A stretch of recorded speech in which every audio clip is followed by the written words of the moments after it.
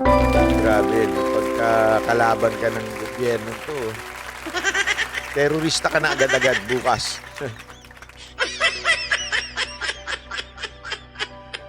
Asa na kaya ang presidente natin, ano? Ngayong nagkakagulo pagdating sa PNP, pagdating sa mga kapalpakan sa Bucor, kapalpakan sa bigas. Asan ang presidente natin? Hindi ako, nagtatanong lang ako. Kasi wala na nagtatanong eh. Hindi, alam mo, nung panahon ni PRRD, mawala lang siya ng isang linggo. Hindi lang huminga si PRRD ng isang linggo. Hindi lang siya magbitaw ng salita ng isang linggo. Lahat ng media, nasaan ng Pangulo? Nasaan ng Pangulo? Nasaan ng Pangulo? Ngayon, parang kinainan ng lupa, hindi pa. Yung mga media, wala. Yung mga dilawang maiingay sa Twitter, wala. Hindi nyo napansin yun? Hindi ba? Naalala nyo? Kahit, tama, sabi nga ni Garski, kahit isang araw lang mawala si PRRD, hindi siya alam mo yun, isang araw lang na hindi mag-selfie si Bongo. Naalala ko yun eh. Basta hindi nag-selfie si Bongo na isang araw na hindi kasama si Presidente, hahanapin na siya ng mga pinklawan, hahanapin na siya ng mga aktivistang media.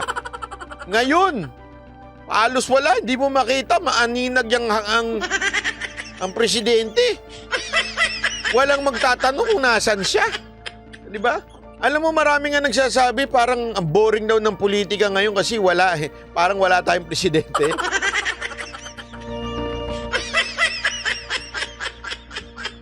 Hindi, ayun totoo. Asan ba ang Presidente natin?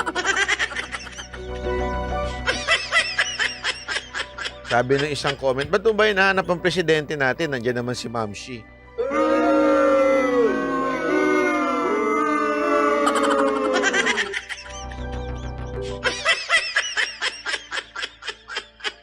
Mga ka-debate ko noon, nagigising na. Talaga?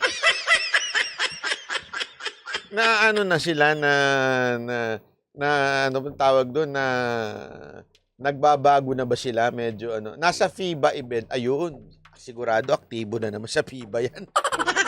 Lalong-lalo na yung mga after party.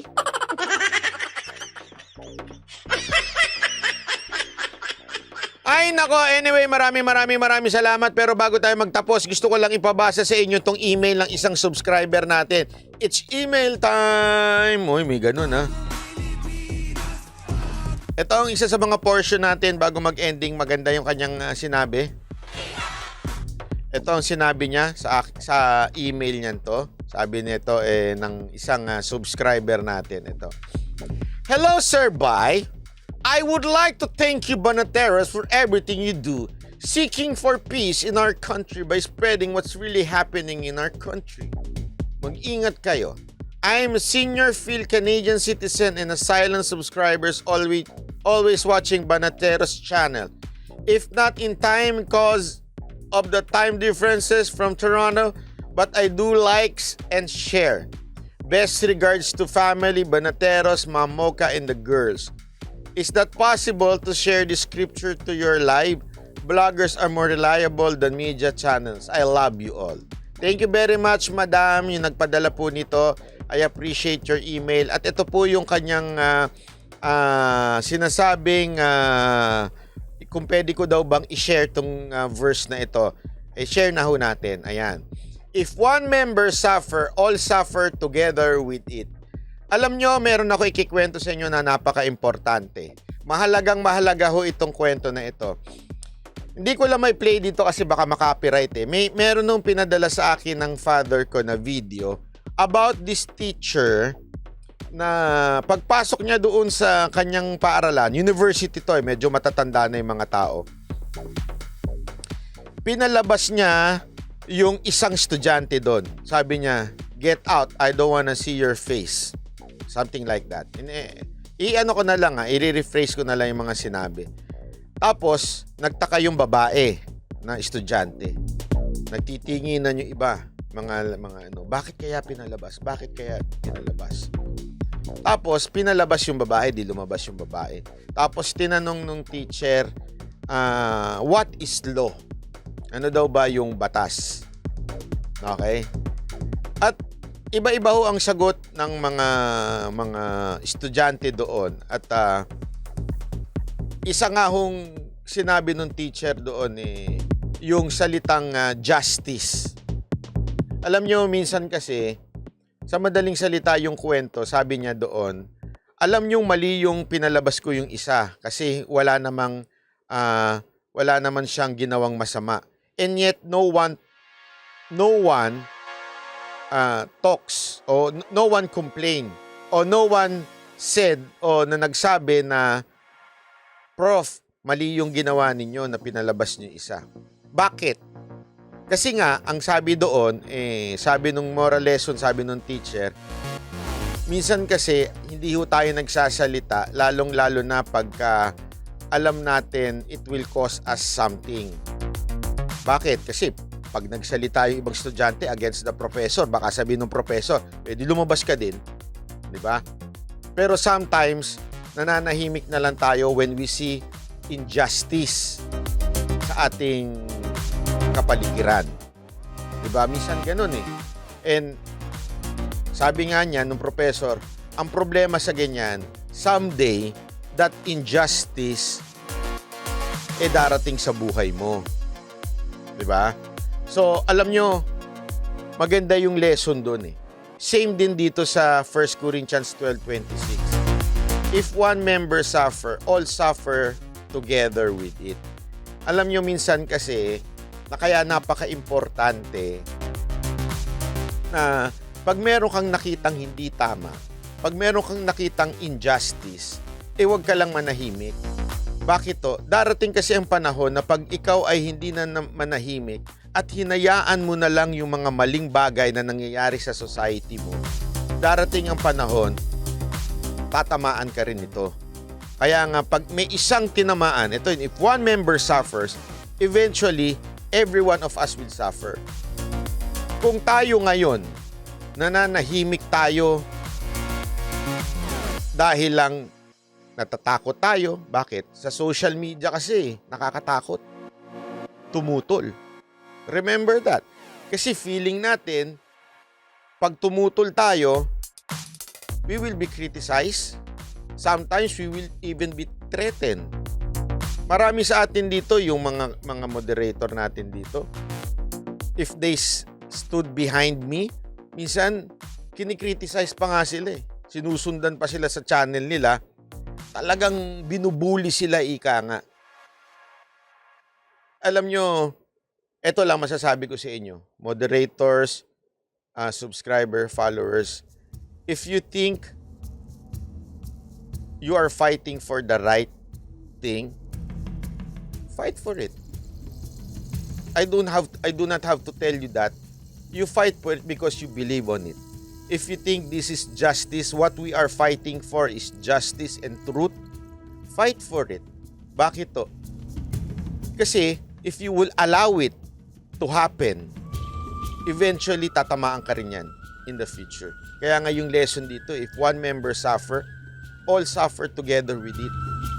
So pag may nakikita tayong hindi maganda sa bayan natin, halimbawa may nakikita tayong injustice na mali, ito sa tingin natin, mali na ito Huwag kang manahimik.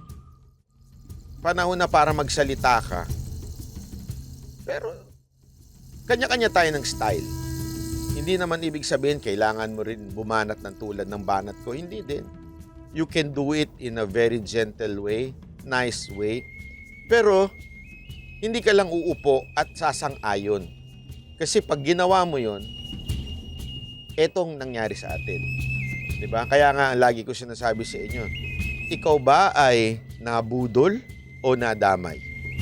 Nabudol kasi naniwala ka sa kasinungalingan, o nadamay ka kasi hindi ka naniwala sa kasinungalingan, kaya lang, since hindi ka nagsalita at hindi ka talaga lumaban, at hinayaan mo na lang kasi natatakot ka, na baka, alam mo naman sa social media, pag nagsalita ka, bubulihin ka.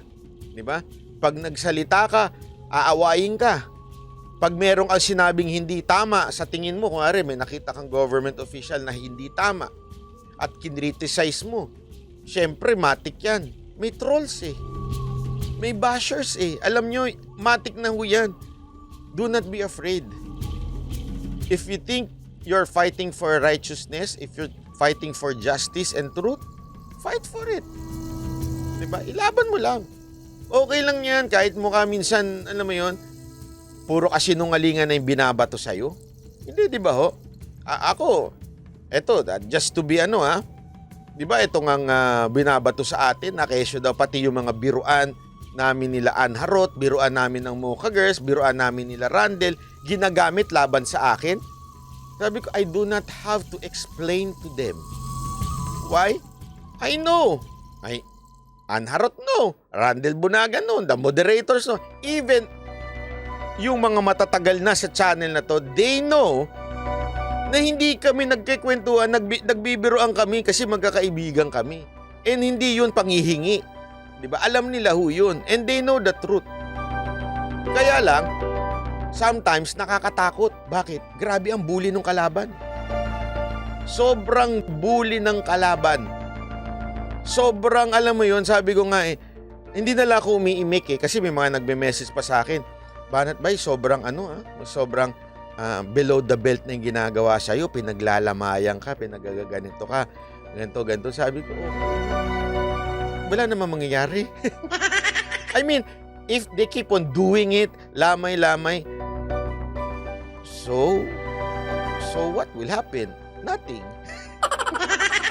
Di ba ho, parang sabi ko nga sanay na ho tayo dyan. Alam nyo, panahon pa ho ng ni Mocha noon, sanay na ho kami sa bashing.